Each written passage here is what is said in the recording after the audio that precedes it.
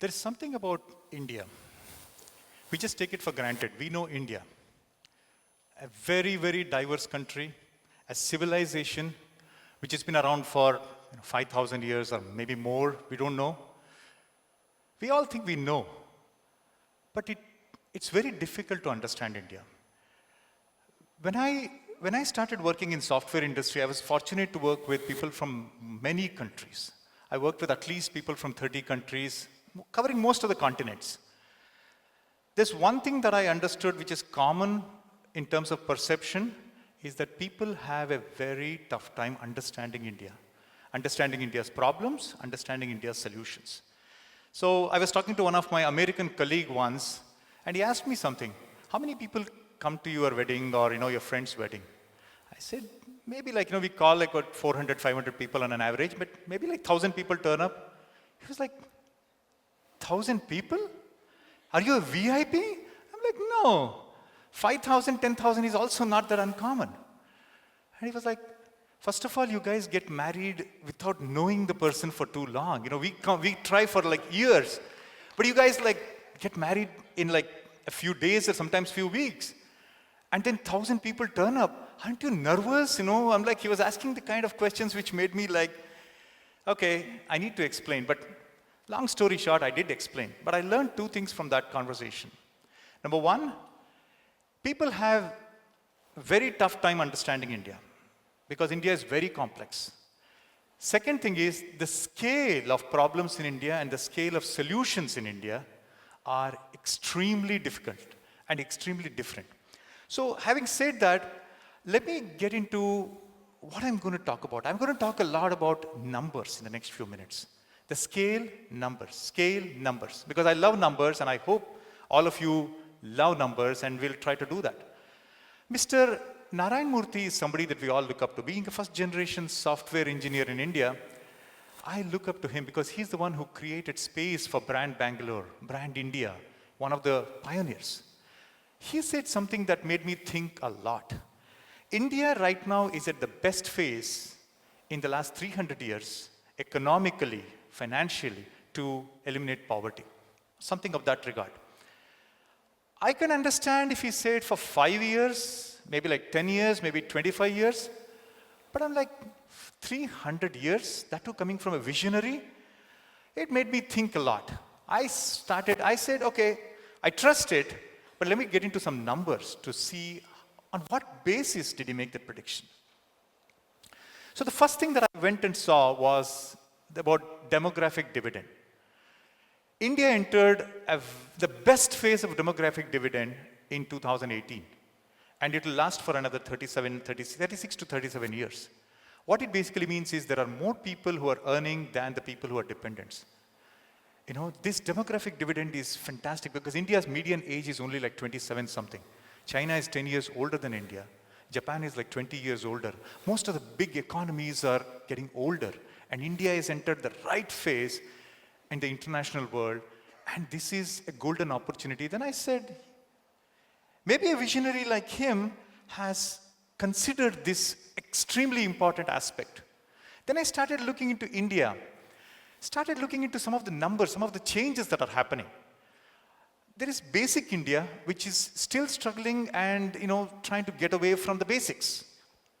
And there is the second part, which is the optimistic India, which is slightly above basic, most of the urban areas and all, middle class India, but they have their own aspirations. And then there is third part, which is the aspirational India.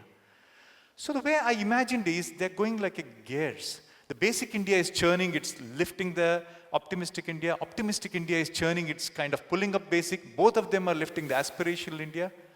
So let's take a few minutes and go with my obsession with numbers and then try to see on the scale that I talked about how India is progressing. Why somebody like Mr. Narayan Murthy would make such a good comment. So I looked at basic India. India, in the last few years, brought in the largest number of people into financial inclusion in the history of mankind. In fact, 3 times the population of Mexico, which is the third biggest populated country in the Western Hemisphere, that many people came into banking. India's rural banking is going up extremely well. India brought clean fuel. cleaner relatively to the kitchens of hundreds of, tens of millions of people at least. So when I looked at it, it was more like almost 2/3 of the households of United States in comparison, if they got clean fuel in a matter of like 3-4 years, that is the amount of work that has happened in India. Then I started looking into other aspects. The number of toilets built, which people in the world take it for granted, but in India it was a very necessary thing. The sanitation coverage. I looked at the amount of new toilets that are built in India in the last 3-4 years. It's almost like half of the households of European Union in comparison.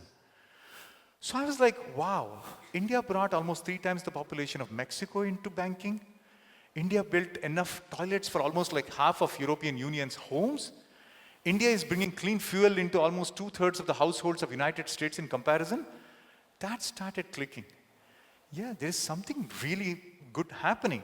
Then I started looking into more, the rivers getting cleaned and so on. One thing about India is the unorganized sector, which is massive.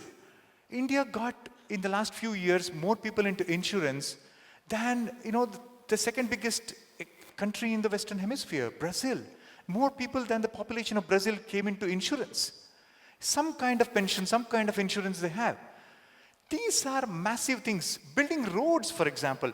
The rural roads in India, the amount of rural roads built in where we are standing, Bangalore city, if I go in the same latitude, I can go around the world, the entire planet 4 times. That many rural roads got built in the last 4 or 5 years. Polio, which was a big problem in India, decades ago. It's been 8 years since India had any polio major issue. So I started looking into these basic things, and I was staggered. The villages got electrified. India is now almost 100% electrified. The number of households which got electricity, it's more than almost the households that the biggest country in North Africa, Egypt. If I go and count all the number of houses in Egypt, more houses in India got electrified in the last 4 or 5 years. So in the last 5 years, 10 years, 20 years, India is making tremendous progress. The basic India is lifting up. The rural roads getting constructed. I was like, wow, we are doing good. Then I started looking into, but again, don't get me wrong, there's still a long way to go. India's problems are as big as the solutions. Then I started looking into the second part, which is the optimistic India. Like people like me and you mostly, who have most of the basics covered, but what are we looking at? So Digital India, for example, has already brought in more than half of India's villages into optical fiber network. The image of India was not at Digital India a few years back, and now it's massive. I'll give you 2 examples. Swiggy, which is one of the companies where you just take a phone, you order food, it gets delivered. This is not something new. It happens for a long time in many countries. The Swiggy app did not exist in the beginning of 2015. It just came up in 2015. Today, it's going huge. And the estimates that I read in news is that in the next 18 months, Swiggy will probably be the 3rd largest employer in India after the army and Indian Railways. That's kind of unprecedented. Flipkart, for example, they opened up right here in our city, Bangalore city. And in 10 years, they sold more than 77% of their stake or something like that for more than 1 trillion rupees. 1 trillion rupees, more than that. So these are things which India could not imagine if it was not getting digital. Then there is much more. Cashless transaction, which was not really a big thing in India till 2016-17. It's so big now that Indians have transferred more than 17 trillion rupees. Cashless in the last 2.5-3 years. These are massive numbers. And just imagine, still half of India has not come into digital fold. And once they come, the kind of industries that it creates, the scale of innovations and the scale of job creation, the scale of change, it's going to be massive. And now I'm connecting with what Mr. Narayan Murthy might have seen. Demographic dividend is there. Basic India is doing incredible progress. Optimistic India is building things at a much higher level. For the first time, people can actually go and see what their government is doing. They can go to web portals like MyGov and then look at it. And then I started looking into more details. So India, for example, is building, roads, getting people into other firms. And then I started looking into various other aspects. For example, GST, which we take it for granted. It's not just a taxation thing. The trucks that were standing in the interstate borders for days are now going much faster. I asked some of my friends, they said, it takes 2 to 3, it's 2 to 3 times faster today compared to the pre-GST era. So India is doing massive things at advanced level, the optimistic level also. And for example, loans. Take for example, the easy loans that India is giving to entrepreneurs, and most of them are women. India has given more loans than the entire population of the biggest country in West Africa, Nigeria. So, okay, Mexico, Brazil, Nigeria, Egypt, European Union, United States. I looked into all these and I came to a conclusion by then, something massive is happening. Maybe we just get lost in all the noise. It's something it's worth getting into. Then I started looking into the aspirational India. Aspirational India is beyond the current needs. Because keep in mind, India's solutions are so big, I'm giving all the big scales, but India's problems are also big. More than 1 million people come to job market in India every month. So if I compare India with some small city countries like Singapore or Hong Kong or small countries like UAE and Israel, more than their population, that many people come to job market every year in India. So where do you find the jobs? How do you create the jobs? Because if demographic dividend is not handled with productive jobs, the startups and the infrastructure and other jobs, it becomes a disaster. So how is India doing in the aspirational part, the 5 years, 10 years, 20 years? Is there a plan? Is it happening? Then I started looking into some of the projects like Sagarmala. I looked into Bharatmala. I looked into all the startups. My assumption is India is right now using only 6% of its waterways. Only 6% of the goods are going through the waterways, if I put it that way. And it has a huge opportunity because India has more than 7,500 kilometers of coastline, more than 15,000 kilometers of waterways possible, and it's cheaper. It's much cheaper than burning fossil fuel. So these are the areas when I started looking into it.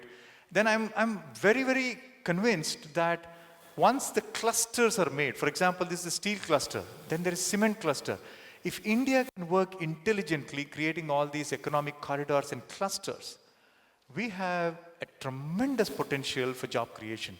Because remember, all these millions who are coming to job market need good jobs. They don't need ordinary jobs. For example, in the aspirational India, 20 years back, go back and see, India did not really have a big 4-lane highway network. Today we have 6.